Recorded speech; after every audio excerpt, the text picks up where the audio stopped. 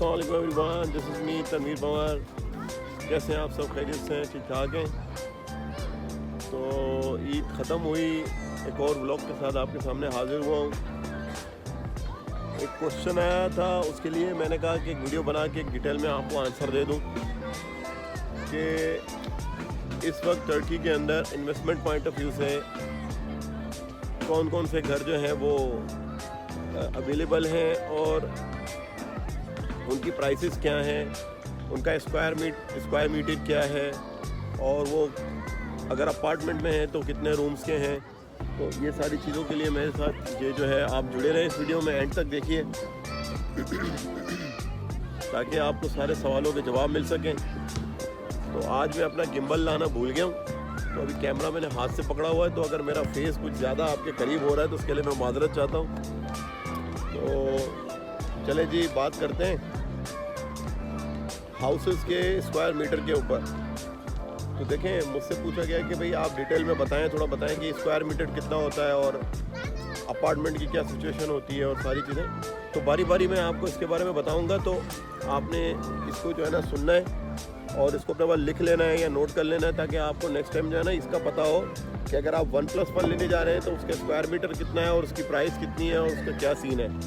2+1, 3+1, मैं आपको 3+1 से ऊपर नहीं बताऊंगा क्योंकि उसमें आप कंफ्यूज हो जाएंगे, लेकिन आपको ऐसे घर भी मिलेंगे जो कि 4+2 हैं और उनकी प्राइस में बता दूंगा, उनका स्क्वायर मीटर भी बता दूंगा अगर आप कहेंगे तो। 5+2 भी मिल जाएगा, इससे बड़ा भी मिल जाएगा। ठीक है, तो अब शुरू करता हूँ 1+1 से।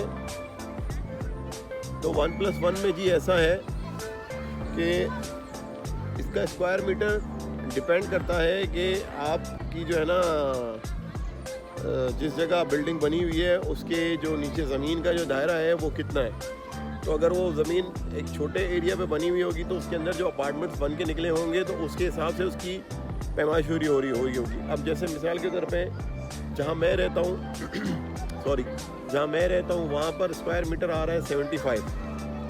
कहीं किसी और बिल्डिंग में आप उसके बराबर में लेंगे तो उसकी ज़मीन की जो विड्थ होगी उस ज़मीन के हिसाब से आपको मिलेगा 65 square metre, 60 square metre, 80 square metre भी आपको मिल सकता है। डिपेंड करता है 1+1 का जो ज़मीन का जो दायरा होता है ना उसके ऊपर जो कंस्ट्रक्शन हुई है वो कंस्ट्रक्शन किस ज़मीन के उसके ऊपर हुई है, पैमाइश के ऊपर, उसके हिसाब से उनके अपार्टमेंट सेट होते हैं। अब 2+1 की मैं बात बताऊँ आपको सॉरी, पहले 1+1 का मैं आपको जो है ना वो बता दूँ कि उसकी प्राइस क्या है। तो 1+1 अपार्टमेंट आप ले रहे हैं तो इंशाल्लाह अगर आप लेते हैं किसी ऐसे एरिया में, जैसे आप ले रहे हैं फाते में, वो टूरिस्ट प्लेस है, आप ले रहे हैं जी तकसीम में, वो टूरिस्ट प्लेस है, आप ले रहे हैं किसी और जगह पे सेंटर ऑफ उसमें इस्तांबुल के अक्सराय में ले रहे हैं, वो टूरिस्ट प्लेस है।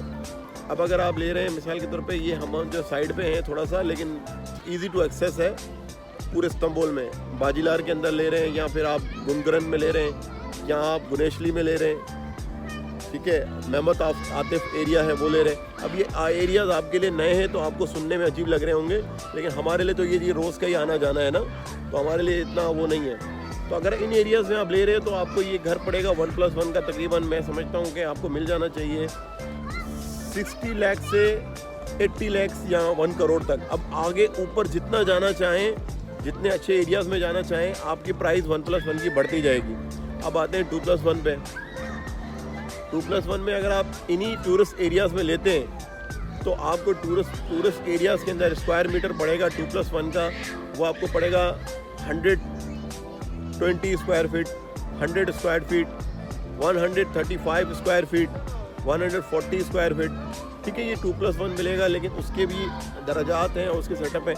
तो मैं कहूँगा आपसे कि आप टूरिस्ट प्लेस से हट के लेंगे तो आपको जो है ना ये सस्ता पड़ेगा और स्क्वायर फीट जो है ना वो भी आपको आपकी बिल्डिंग के हिसाब से मिलेगा।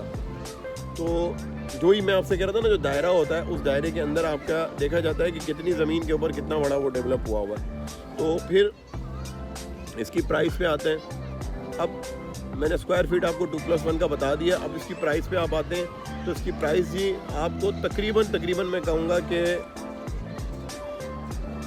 अगर हम इस एरिया में जहाँ मैं रह रहा हूँ, मैं यहाँ से शुरू करता हूँ, तो आपको इस एरिया के अंदर इंशाल्लाह आपको मिल जाएगा तकरीबन अगर मैं टर्किश लेरा में बताऊं तो आप समझ लें कि 6 लाख लेरा से लेके इंशाल्लाह आपको ये 20 लाख लेरा 25 लाख लेरा में भी मिल जाएगा, ठीक है। लेकिन मैंने 6 से आपको बताया, अगर आप लकी रहे तो आपको ये 5 में भी मिल सकता है, 5-6 में भी मिल सकता है। ये आपके लक के ऊपर है, तलाश के ऊपर है। अगर देखा जाए, तलाश किया जाए, मेहनत की जाए, धक्के खाए जाएँ, ख्वारी की जाए, तो you will be able to get the same 2+1 apartment in this amount. फिर अब इस पर आ जाते हैं कि जी अब 3+1। अब 3+1 का जो है ना, देखिए 3+1 ऊपर की तरफ होता है। ऊपर की तरफ जब आप जाते हैं तो फिर उसके जितने बिल्डिंग के ऊपर के फ्लोर पे आप जाते हैं तो उसकी प्राइसेस बढ़ती जाती हैं, सही है। और नीचे आते हैं तो उसकी प्राइसेस कम होती हैं। तो मैं कहूँगा 3+1 अगर आप नीचे का ले रहे हैं, जिसमें आप 2 कैटेगरीज हैं, एक है गार्डन फ्लोर और एक है जी बोधरूम। अब बोधरूम ये किसको कहते हैं, जैसे आप इंटर हो रहे हैं दरवाजे से किसी भी अपार्टमेंट के या लिफ्ट से जा रहे हैं तो उसके साथ जो नीचे के जो अपार्टमेंट होते हैं उससे वो कहते हैं कि बोधरूम।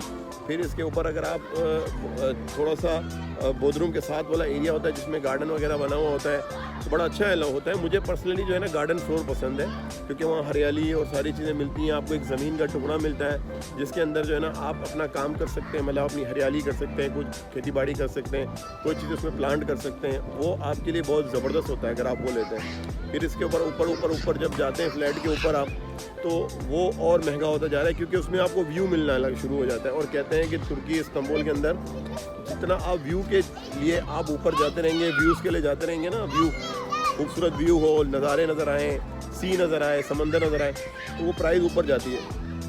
तो 3+1 हो या 2+1 हो या 1+1 हो, अगर आप बोधरूम में ले रहे हो या गार्डन फ्लोर में ले रहे हो तो वो ज़्यादा बेहतर है और उसकी प्राइस भी रीज़नेबल है और उसमें फ़ायदा भी है।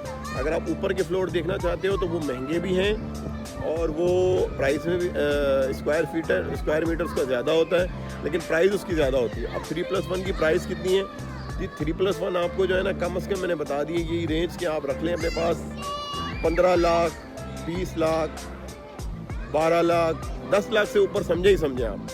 मैं कहता हूँ 10 लाख में इन एरिया में जहाँ हम रह रहे हैं अगर यहाँ तलाश किया जाए, थोड़ी मेहनत की जाए तो 3+1 आपको मिल सकता है तकरीबन 10 से 12 लाख में। अगर मतलब ये कहना चाहिए कि अगर मैं खुले अल्फाजों में कहूँ कि अगर आप खुद ना करें, आपके लिए कोई सुबह शाम रात दिन इकट्ठा कर ले, सुबह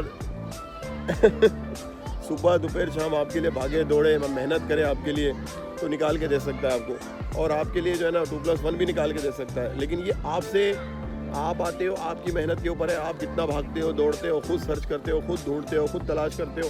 मैं हर वीडियो में कहता हूँ कि आपने खुद मेहनत करनी है, वो ज़्यादा बेहतर है बजाय किसी और को कहने के। लेकिन ऐसा है ना कि ये बात भी अपनी तौर पे बिल्कुल ठीक है कि एक इंसान जब नया आ रहा होता है उसके बाद इतने सारे एक बैरियर नहीं होता।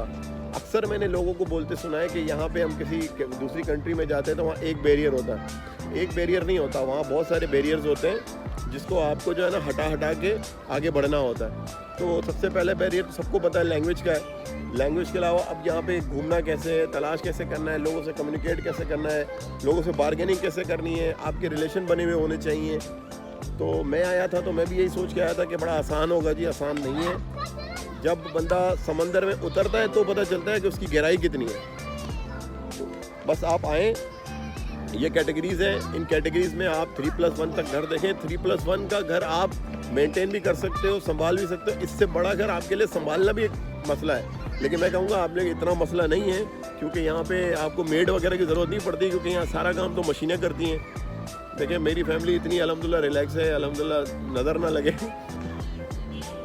कि वो फ्लोर को साफ़ करने के लिए जो है ना वैक्यूम के अलावा एक और हमारे पास इलेक्ट्रिक मशीन है जो हमारे काउचेस के नीचे चले जाती है, बेड के नीचे चली जाती है। और जो छोटे मोटे एरियाज उसके अंदर जाती है और वहाँ से पूरा क्लीन करके वापस आके हमारे सामने खड़ी हो जाती है कि जो है ना मैंने सफाई कर ली। वो इलेक्ट्रिक मशीन है, तो सारा क्लीन कर। इसके अलावा जो कारपेट्स वगैरह होते हैं घरों में, फ्लोर्स होते हैं, उसको हम वैक्यूम से साफ़ कर लेते हैं। बर्तन हमारी मशीनें धो लेती हैं, कपड़े हमारे मशीनें धो लेती हैं। अब पता नहीं और क्या रह गया। यहाँ कोई मकड़ी के जाल वाल तो होते नहीं है कि उसकी जो है ना डस्टिंग की जाए, सफाई, मट्टियाँ होती नहीं है। तो कहने का मतलब आपके लिए इजी टू मैनेज हाउसेस हैं और वाइफ भी बड़ी रिलैक्स होती हैं, बच्चे भी बड़े रिलैक्स होते हैं कि काम का इतना लोड नहीं है, सारा काम मशीनें कर देती हैं, आपने बस रिलैक्स रहना होता है। तो बस फिर यही आपको डिटेल बतानी थी। तो और कोई क्वेश्चन हो तो मैं हाज़िर हूँ, आपका भाई, आपका दोस्त कह लें, आप मुझसे बड़े हैं तो मुझे अपना भतीजा, भांजा, बच्चा कह लें, तो मुझे बस अपनी दुआओं में याद रखें। अगर और भी कुछ समझ में नहीं आया हो, कोई कन्फ्यूजन हो तो मैं हाज़िर हूँ, कमेंट बॉक्स में पूछ लें। और इसके अलावा बस अपनी दुआओं में याद रखें और अपना बहुत सारा ख्याल रखिएगा, दुआओं में मुझे याद रखिएगा।